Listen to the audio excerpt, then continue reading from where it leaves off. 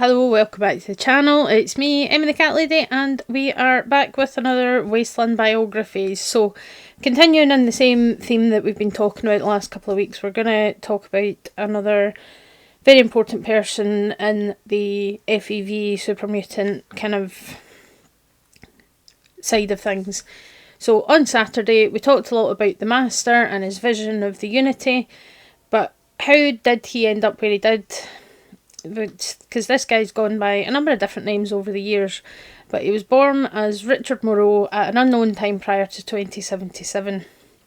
So Richard was lucky enough to get a place in one of the good vaults, which is Vault 8.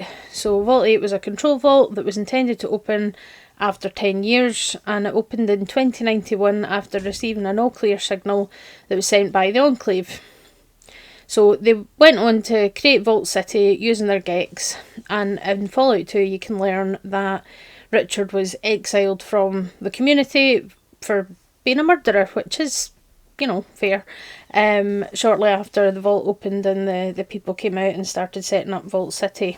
So what did he do? He changed his name and started calling himself Richard Grey, and he wandered the Wasteland, eventually ending up in the hub, where he set himself up as a doctor. So we can assume that he probably was kind of well educated while he was in the vault. Maybe he was a doctor pre-war, we don't really know. But that's what he did, and he gained some popularity among the people in the hub, made some friends, especially Harold, who was one of the caravanners from the hub. They became buddies, and then when the trade caravan started seeing some problems with mutant attacks, and that they were increasing in number, which meant that they were having to hire crazy numbers of guards, and they were losing people on every journey just to get their goods out, because the wasteland was just getting more and more dangerous. So eventually Harold decided, no, we need to do something about this, it's getting out of hand, we need to investigate. So he put together a team, which did include our friend Richard, who kind of stepped into a leadership role in the expedition. So they left in 2102 and headed northwest to find the source of the mutants. So, as we know, they found Mariposa, the military base, which was crawling with security robots and mutants. As they made their way into the base, they suffered pretty heavy casualties, so they lost people, and it was only Richard and Harold who actually got into the room where the vats of FEV were kept. And because of an accident with the robotic crane, they were both knocked over. Harold was knocked out and Richard was knocked into one of the vats. So eventually Harold woke up and left. He assumed that Richard was dead because the last thing he saw was Richard falling into the big vat of green stuff. And he assumed it was some kind of acid or something. So he just assumed he was dead. And Richard too basically assumed that he was going to die. And we'll see that just in a second. But instead, he ended up soaking in the FEV juice for several days, possibly up to a week. And he eventually managed to crawl out, and he began recording an sort of audio note journal, and documented the changes that happened to him after this really serious overdose of FEV and this prolonged exposure. So he began some painful mutations and changes that were definitely on the bizarre side. So let's look at the first page of his audio diary. So you can find this transcript in the computer that's like the control room in Mariposa, where all the wee guys in purple robes are just standing around asking you not to kill them. So you can download that off the computer there. So first entry, I'm dying, I need to get this down before the pain overwhelms me. And then, I can't believe that I was finally able to drag myself out of that vat. The slime did not affect me, but I nearly drowned. I don't know what happened to Harold. He was standing right next to me when the crane knocked me into the vat. He must have been killed, or he would have tried to help me. Francine is dead, killed by one of those robots. And then he goes on, I have no idea how much time has passed. I was able to hack the computer to turn off the robots and record this, but now my mind is slipping away. There is much pain. So he's suffering. And he thinks all his friends are dead and he's the last one left, and he thinks that something's happening to him. So the next entry, the green slime that I was immersed in is the source of all the mutations we trace to here. My skin is starting, I'm assuming, starting to fester and peel. In other areas it is bubbling and started expelling a green mucus-like substance. Some days the pain is almost tolerable. So again, he's noticing that there's changes happening to his body and the pain is getting a little bit better, that he's managing to cope with it a wee bit more, but he is still suffering in a lot of pain because of the changes that are happening to his system. And then he says, I can actually walk a few steps again. It seems inconceivable that I dragged myself all the way up here from the vat room. Strangely, I'm actually feeling stronger, although still in a lot of pain. Everything seems to be getting smaller. So he is noticing that there's a lot of changes, physical changes happening to him, and he is still in a lot of pain, but things are changing and he's feeling stronger, so he's not quite at the point yet of thinking, actually I'm on the way out here anymore. And then we kind of move on to the next section of his logs, where he talks about that he consumes a mutated rat that was running around the base and sensed its mind, and he kind of absorbed it into his body instead of eating it. It's a bit of a strange one. So the next entry, I think I consumed one of the mutated things scurrying around here today. Before I knew what was happening, some sort of tendril had sprang from my stomach and covered the poor creature. As soon as it had sucked the rodent into my gut, I could actually feel its mind, I think. There's a very, very real possibility that I'm slowly going insane and can no longer differentiate between what is real and what is a hallucination.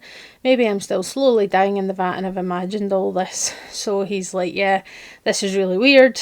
I'm possibly, this is all something that my brain is making up as I die. He's kind of like, this is really getting a bit bizarre here, guys. But then he starts noticing some changes in his intellect and thinking about philosophical things, all that kind of thing. So things are becoming more clear to me every day. This toxin has actually improved my mind. I feel that I can understand even the most complex philosophical questions simply and directly. It's as if all the layers of artifice have been stripped away. I wonder what would happen if I submerged an animal in the vats for a prolonged period of time. Would it gain awareness? So he's like, hang on, this might actually be beneficial to me. I want to know what happens if we do it with another animal. So he's already kind of intending to start experimenting with the vat and see what happens. So he does do that. So the strangest thing is happening to the animals. They actually become smarter and more aware of their surroundings.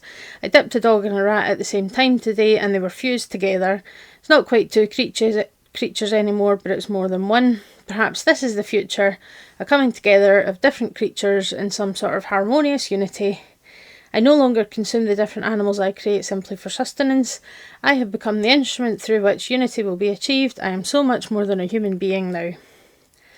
So, yeah, this is the point where he's come up with the idea of the unity, and he's like, we're just going to bring all the creatures, all the people, and we're just all going to merge together and everything's going to be great and sunshine and puppies and rainbows and the world's going to be so much better off. So this is the point where the seed for the beginning of the unity starts.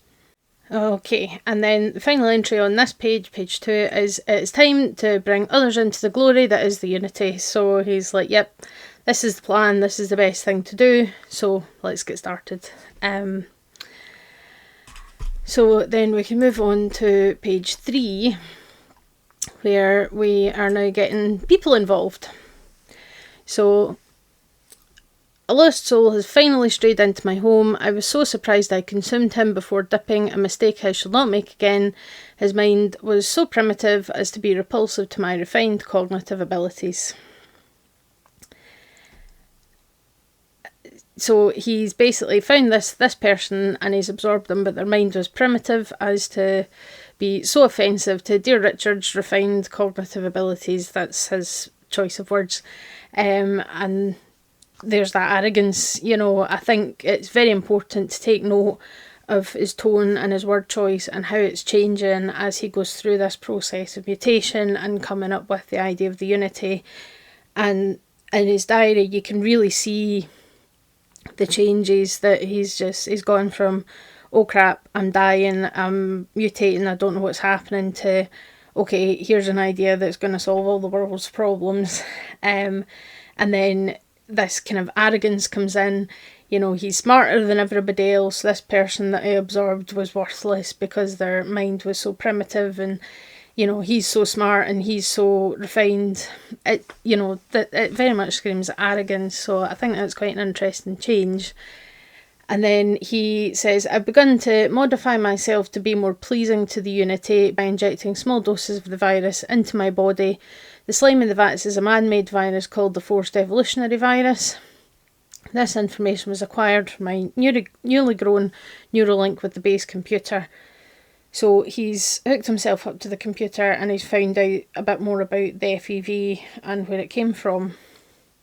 And then what's been happening is that any people that have kind of wandered into the military base, he has then dipped them in the FEV to create the super mutants, essentially. So he says, the few wanderers that have found their way here have been a disappointment to me. They can't seem to mutate correctly. The best I've been able to create are some big and dumb mutants. Most can recall nothing from before I initiated them into the wondrous Unity.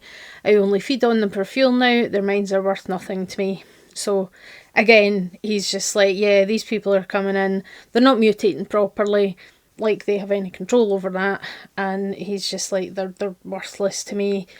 It's just very, that arrogance is really coming across here, and it does make you wonder what life would have actually been like if the Unity had succeeded, so we were all subjects of the Master and he was in charge of everything. How life would actually be under him, and would it really be any better than any other kind of system? Because he's got this arrogance and he's got this, he's calling it the Unity and everything's going to be all harmonious and utopian, but he's better than everybody else regardless. So very interesting there. But he's starting to learn more about the FEV, hooking up to his computer system, and he's getting a bit disappointed, but finally he has success. So, oh glorious creator, I have succeeded in spreading the complete joy of unification to another soul. Unlike the others, his total radiation count was low. I believe this is the factor we have been overlooking all this time, as it seems the conversion is more successful in the cases with less radiation damage. I have never known such glory as I felt when taking his mind into our own. So, yep, he's got this perfect soul that's joined the Unity, and he's realising that radiation exposure might be a factor in how people are mutating and how the creatures are mutating with the FEV. Again, we know that from a lot of other sources as well, that radiation combined with FEV has an impact. And then we move on to the final page of the audio transcript, which is quite short, but I want to note the change in pronouns here. Pronouns are obviously parts of speech that take the place of nouns. Just so we're clear, this is basic English language, but he was saying, I have done this, I am disappointed, but now we are beginning to create an army dedicated unifying the wonderful diversity of life we have trained. We have trained them to continue our work here while we search out more populated areas to take into ourselves. We are beginning to feel the limitations of a body that is mobile. We must find a permanent home with a greater store of knowledge and a steady supply of biomass. So it's not singular first person pronouns, it is plural first person pronouns. So he considers himself to be more than one person because he's basically absorbed these people into him and they've kind of joined his brain, and that explains when you talk to the Master and he's got the talking head, because there was only a handful of characters, important characters, that were voice acted because of the limitations of making computer games in 1997. Technology's come a long way since then. So there wasn't really that many characters that had voices, unlike the modern Fallout games where pretty much all NPCs have a voice. But the Master, when you talk to him, he has several voices, and so he'll say something and he switches voices in the middle of sentences to, you know, two different male sounding voices, a female sounding voice, a robotic sounding voice. It's really quite a weird conversation. And then obviously that ties in with this switch of pronouns in his journal entries, that it's not I, it's we, it's our, not my unity, it's our. We need to find somewhere permanent. We need to, you know, basically get a steady supply of biomass. So what that means is they need to find more people to put into the green stuff to make more super mutants. That's essentially what he means there. And then the final part is talking about what they need to do to find this new centre and base of operations for the Unity. So we've stopped increasing ourselves until we can find this new unification centre. When we have arrived, we will continue to grow and feed until we have brought peace and unity to the entire world. So there's a grand plan for world domination and bringing the unity and the harmony to everybody. So we can obviously see that he's incorporating other people into his mind, and he needs to find a new base of operations where he can find more people. So the important thing to take from that as well is that when he says biomass, what we mean is that he's looking for people with minimal radiation exposure and also ideally minimal risk of FEV exposure. So, you know, keep that in mind. So eventually the Master, which is now what he goes by, he's no longer calling himself Richard or Dr. Grey, he's the Master. And he's looking for a new base of operations that he can set up that's going to be a bit closer to where there's lots of people. So he ended up getting in touch with a guy named Morpheus, who was the leader of a doomsday cult, and they became the kind of acceptable public-facing arm of the Unity. So sort of a cult that was covering up another cult, essentially. And in 2155, they discovered the location of the LA Vault from people who had left the vault to go and trade. The LA Vault was a demonstration vault that was built, and it was kind of situated underneath a cathedral in LA, just south of the area that would become known as the LA Boneyard. So they discovered this place and they discovered the vault underneath, and it was ideal. So the Master moved in and connected himself up to the computer system, and this gave him the location of some of the other vaults in the area. Possibly not an exhaustive list. I know that's something people have talked about with the TV show, that the Master didn't find Vault 31, 32, 33 or Vault 4, but the ones that were intended for the Vault Tech executives were probably better hidden, their existence, in comparison to, you know, some of these other vaults. But anyway, he found out that there was other vaults, and the people that were inside these vaults were ideal because they hadn't been exposed to radiation. So he started sending out his mutant armies to go and collect vault dwellers and bring them to be converted into super mutants. And he did discover that not all the vaults were going to be suitable for that, because like Vault 12, all the people were turned into ghouls, so they definitely did not meet the maximum threshold for radiation exposure, because Vault 12, if you remember, the door didn't close properly, so everybody turned into ghouls, so they were obviously not suitable for his purposes. And he might have succeeded as well if it hadn't been for an intrepid vault dweller from Vault 13 who ends up destroying both the cathedral and the Mariposa military base. That's what happens when you're the primary antagonist of a game. But I think the interesting thing is that, you know, we talked about how we see changes in both his attitude and his word choice as he goes from being the man into the terrifying monstrosity that is the Master, and that he develops this arrogance because he's stumbled upon the best solution that's going to make everything right in the world, and he believes that he's the only person that can achieve that. And if you do take the sort of non-violent route and you decide you want to talk him down instead of fighting him, I mean, whatever happens, he ends up blowing up the cathedral, whether he chooses to do it himself or whether you do it for him.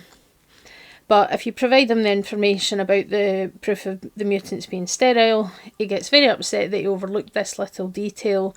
And to me, that's based on his arrogance. So he's so arrogant, he's so, I know everything, I know how to fix this is going to be great, that he kind of skipped some of his due diligence and didn't check on these things before forging ahead and churning out all these super mutants, that he maybe should have looked into things a bit more to make sure that his ultimate plan for the Unity wasn't going to be a dead end.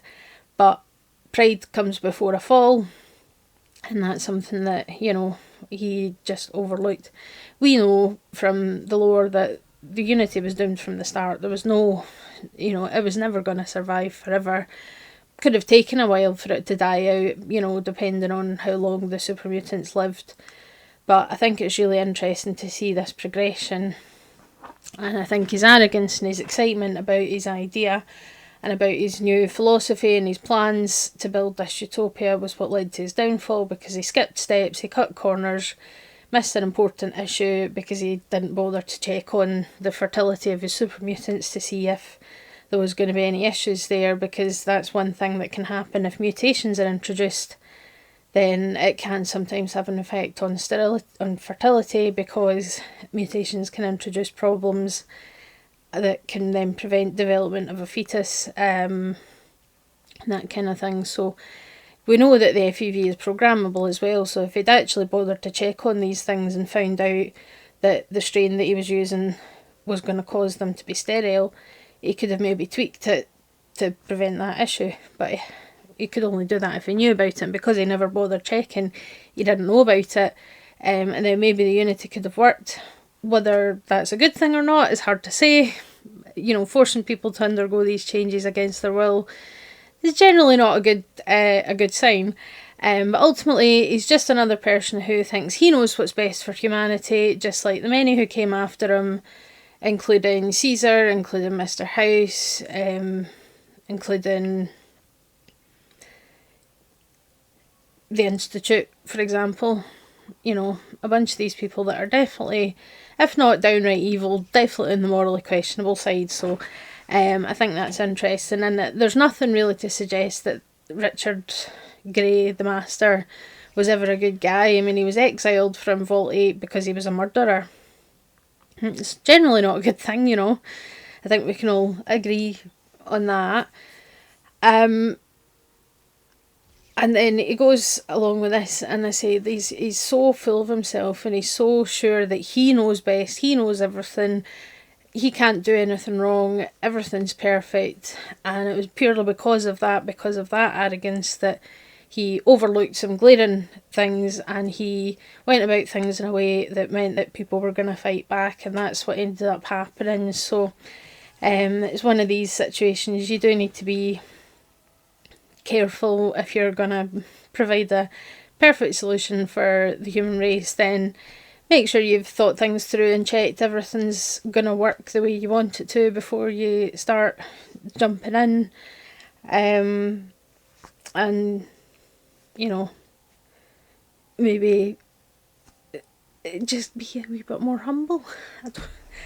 You know, there's no humility with this man at all. He's just, you know, the sheer superiority and arrogance that comes across from this journal entry, and then,